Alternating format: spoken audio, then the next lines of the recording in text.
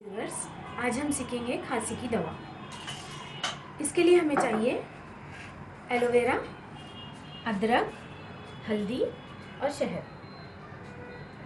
हमें एलोवेरा को छीलकर साफ कर उसका पल्प निकालना है और अदरक को भी भूनना है। अब हम अदरक भून लेंगे आग पर अच्छे से।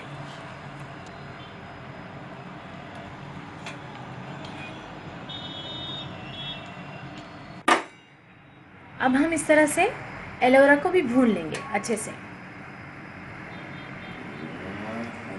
भूनकर हमें इसका पल्प निकालना है।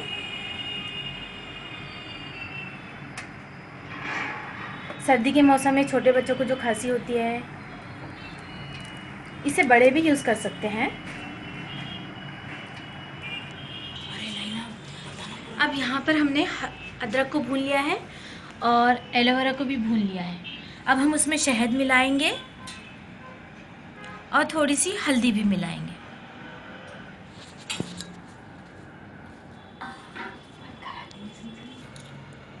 अब हम उसमें थोड़ी सी हल्दी भी मिलाएंगे। अब जिस किसी को भी खांसी हो रही है उसे हम ये खिला देंगे।